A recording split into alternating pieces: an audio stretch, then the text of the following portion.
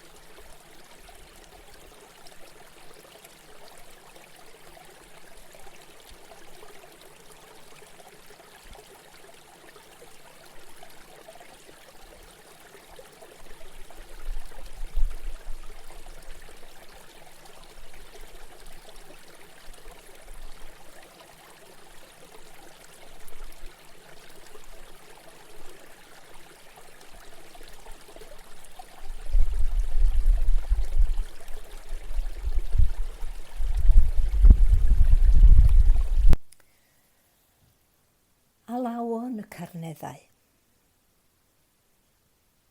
Lle mae'r meddwl ar hyn o bryd? Ydy yn dawel neu'n brysur? Arch ei fod yn pryderu am yr hyn a ddaw, neu cynllunio be i wneud nesaf? Arach yn mynd dros sgwrs y gafwyd ddoe, neu'n breuddwydio am fod rhywle arall? Mae'n meddyliau ni'n aml iawn yn crwydro un lle'r llall, fod y corff yn y presennol. Y gwahoddiad yma ydy gymryd saib i'w wrando. Ar y synnau gwahanol sy'n yn hamgylchynu ni. Lle bynnag yr ydyn ni? Be bynnag dyn ni'n ei wneud? Mae cymryd amser i wrando ac i sylwi ar sŵn yn ofalgar. Yn ffordd arall y gallwn ni ddefnyddio i ddod yn ôl at yn coed. I fod yn presennol. Yn yr eiliad yma.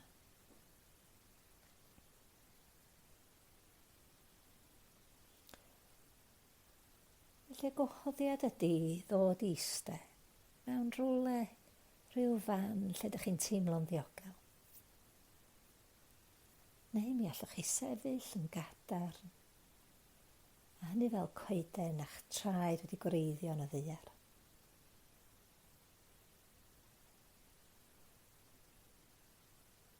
Neu allwch chi ddewis rhywle i gymryd saib, arach yn y tŷ, yn yr ar, neu tu allan. Gwrach fod gynnach chi hoff lecyn, neu goeden gallwch chi eistedd at hanni. Os yn y tŷ yn y eistedd wrth ffenestr neu ddrws agored.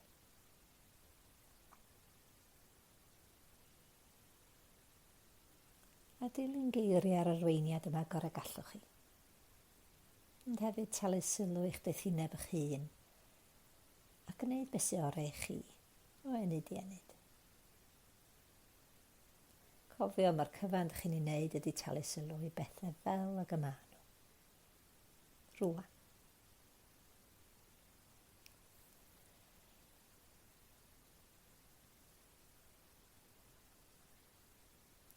Lle os yn eistedd, dewis cader efo cefn syth iddi, neu ar y llawr ydych cynnal gan glistog neu stôl, neu ar lecyn o laswell neu garreg. Rhywle lle gallwch chi deimlo'ch hun yn gwreiddio ac yn angori.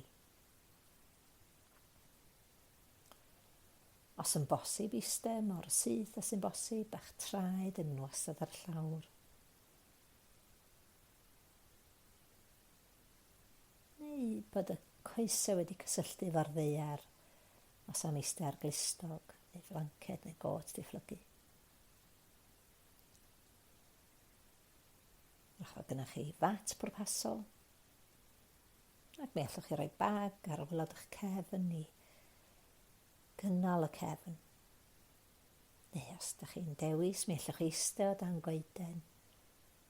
A bôn o goeden yn eich cynnal. Neu dewis lecyn cysgodol yn rhywle.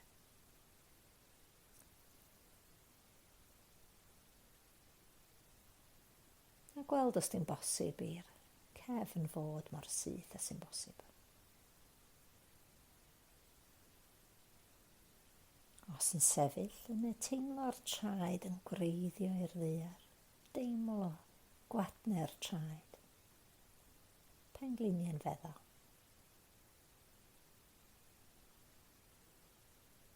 Gan gofio gallwch chi newid osgo. Pryd bynnag ydych chi eisiau. Felly cymryd amser i lonyddu'r corff. Gan adael i'r corff sydd o'n araf i'r ffordd ydych chi am gymryd rhan yn yr ymarfer yma.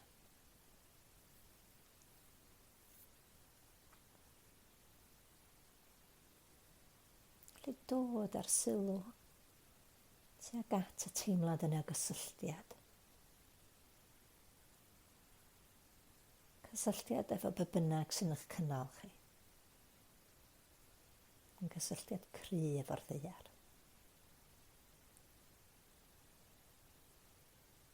Eich teimlo pwysau'r corff yn cael ei dynnu lawr. A hyd y corff yn cael ei dynnu ar ei fyny. Fel yn bod ni'n sylwi ar rasgwrn cefn o'i wylod hyd at dop y pen.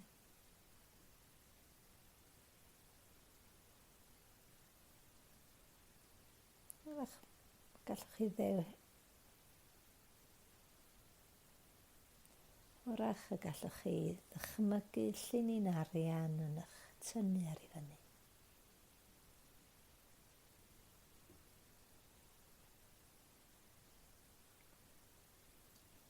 Wrth ddod i lonyddu fel hyn, mi allwch chi ddewis lle ydych chi am orffwys eich sylw.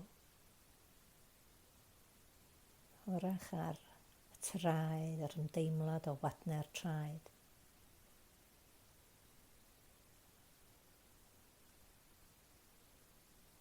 Neu sylwi ar bwysau'r corff drwy'r esgyrn eistedd. Neu ymdeimlad o'r dwylo yn cyffwrdd ei gilydd.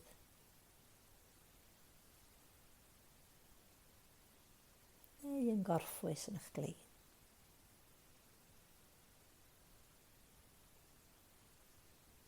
Neu mi allwch chi hefyd dod ar sylw at yr anadl. Man yma sydd yn cynnal ni, yn angori. Ac os yn dewis, mi allwch chi gau'r llygyd neu cadw nhw'n lled agored. Beth bynnag sy'n teimlo'n iawn i chi.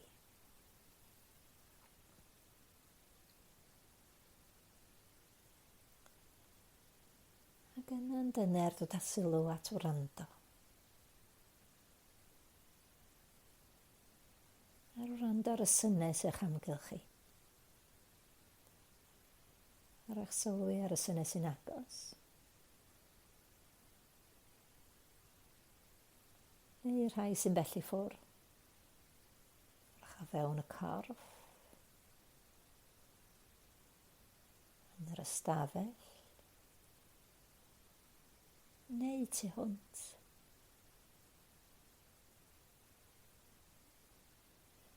A fel da ni'n dechrau gwrando ar sŵn, sylwi arno fo. Gweld os di'n bosib i wrando arno fo fel sŵn yn unig. Fel mae'n cyrraedd yn ymwybodaeth.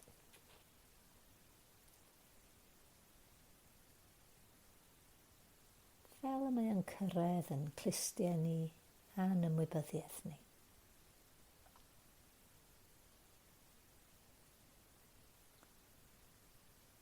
Sylwi ar unrhyw dueddiad sy'n ei chwilio am sŵn. Ac y gorau gallwch chi ymdoddi mewn i'r gwrando. Gadael i'r synnau'ch cyrraedd chi. Sylwi fel maen nhw'n codi o dawelwch. Aros chydig. Ac yna'n ymdoddi nôl i dawelwch. Neu yn gadael lle i synnau arall.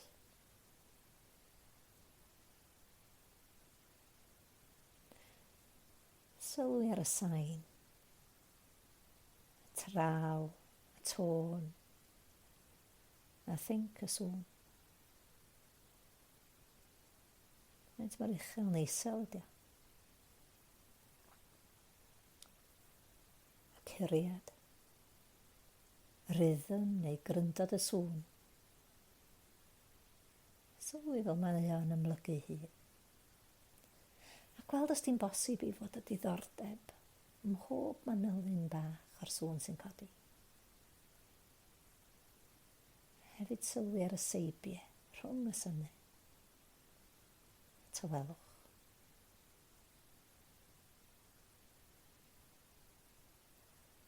Gweld os di'n bosib i sylwi ar y sŵn yn codi o dawelwch, yn aros enid, ac yn ymdoddi nôl i ganol y tawelwch. Sylwi hefyd fod y meddwl yn aml iawn yn awchu am greu stori gyd-fynd ar sŵn. Gan gipio sylw i ffwrdd oddi wrth wrando a dechrau meddwl am y sŵn. Os ydych chi'n sylwi ar hyn, a gorau gallwch chi gweld os di'n bosib i ollwng y label neu'r stori a dod yn ôl at y profiad amrwd. Heb enwi, heb geisio datrys. Gan adael i'r synnau lanio yn ysgafn ar y glist. Mi allwch chi hefyd gymryd amser i sylwi o ba gyfeiriad mae'r sŵn yn dod. Sylwi os di'r sŵn yn codi o'ch blaen chi. Neu at i ôl. Di'n codi o'r dde neu'r chwith. Ydy'r sŵn yn codi uwch eich pen?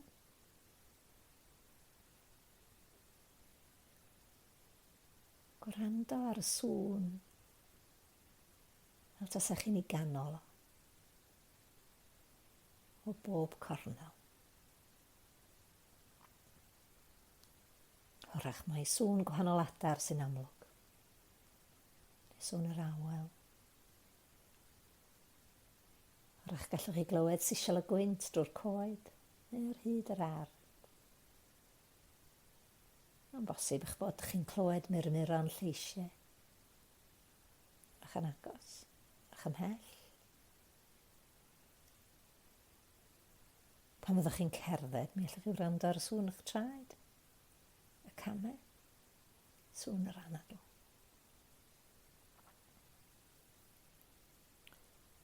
Wrach fod neu sŵn brefu, defaid, gwartheg, neu garlam y merlod.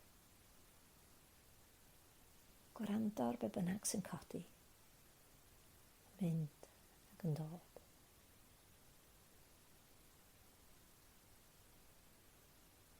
Wrach eich bod chi'n clywed sŵn y gwynt yn chwythu, sŵn nant yn llifo, neu ddafnau glaw yn taro. Cerddorfa byd natur yn chwarae chan i chi. Cyfan sydd angen i'w wneud i ymdrochi yng nghanol y sŵn. I adael o'ch amgylchynu chi. Ac o bryd i gilydd i gymryd saib i wrando ar y tywelwch sydd yn codi rhwng y nodau.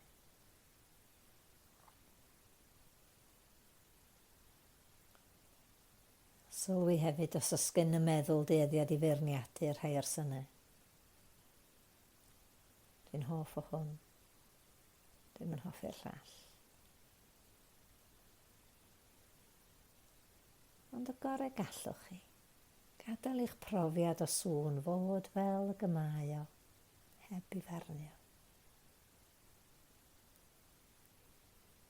A bob tro ydych chi'n sylwi fod y meddwl di crwydro oddi wrth wrando ar y synnau, neu dywys o'n ôl yn garedig, a hynny tuag at y sŵn. At wrando. Dro ar ôl tro. Cofio, nad ydy cael meddwl yn crwydro ddim yn gamgymeriad nag yn broblem. Dyma'n syml be mae meddyliau wneud. Maen nhw'n meddwl. Ac wrth sylwi fod y meddwl yn crwydro, yn garedig ac yn dyner, heb rhwng y sylw nôl at wrando. Ac wrando ar alaw y byd o'ch amgylch. Y sylw yn gorffwys yn ysgafn ar yr alaw yma. Sylwi fel mae'r synnau'n mynd ac yn dod. Newid. Ys dim yn aros o'r un fath. Gan fod yn garedig efo chi'ch hun yn addfwyn ac yn anwyl bob amser.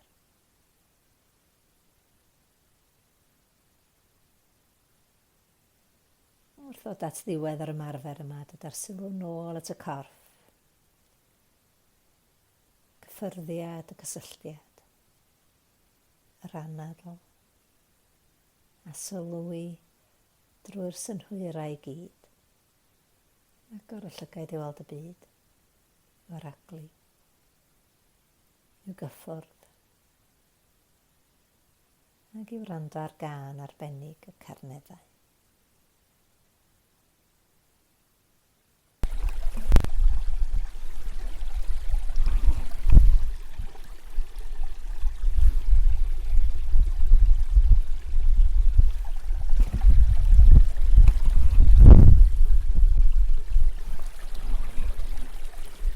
Stream at Capel Curig.